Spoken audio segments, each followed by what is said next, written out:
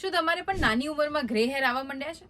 તો આ grey hair કેમ આવે છે અને એને શું આપણે અટકાવી શકીએ એ જાણીએ આજના વિડીયોમાં વિથ મી હેલી. જો 20 વર્ષની પહેલા ગ્રે હેર ઉગવાનું શરૂ થઈ જાય તો એને પ્રીમેચ્યોર એજિંગ કહેવાય છે. આપણા હેર ફોલિકલ્સની આજુબાજુમાં ઘણા બધા સેલ્સ હોય છે જે મેલેનિન પ્રોડ્યુસ કરે છે, જેના કારણે આપણા વાળને એકદમ ડાર્ક બ્લેક કલર મળતો હોય છે. પણ જ્યારે એ પિગમેન્ટ બનવાનું સ્ટોપ થઈ જતું હોય છે ત્યારે જે વ્હાઇટ હેર છે એ ગ્રો થવાનું શરૂ થાય છે. હવે આ થવાના ઘણા બધા રીઝન્સ હોય છે અને person to person A reason change થતું રહે છે. પણ જો આપણે મેજર રીઝનની વાત કરીએ તો ન્યુટ્રિશન ડેફિશિયન્સી હોઈ શકે છે, જેમ કે iron, copper, zinc, vitamin D, vitamin B ની ઉણપ હોઈ શકે છે. હવે એના માટે તમે સપ્લિમેન્ટ્સ પણ લઈ શકો છો અથવા જે આપણે રોજ ખાવાનું ખાતા હોઈએ એમાં એ પ્રકારના ફૂડ તમારે ઇન્વોલ્વ કરવા જોઈએ કે જેમાં આ બધા વિટામિન્સ જે છે તમારી બોડીને મળી રહે. બીજું છે સ્ટ્રેસ, જે આજકાલ કોમનલી ટીનેજર્સમાં બહુ જ જોવા મળે છે.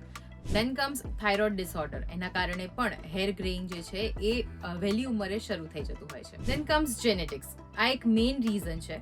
જો તમારા પેરેન્ટ્સને અર્લી એજમાં ગ્રે હેર આવવાનું શરૂ થઈ ગયું હશે તો હાઈ ચાન્સીસ છે કે તમને પણ નાની ઉંમરે જ ગ્રે હેર આવવાનું શરૂ થઈ જશે and no one can help you with that.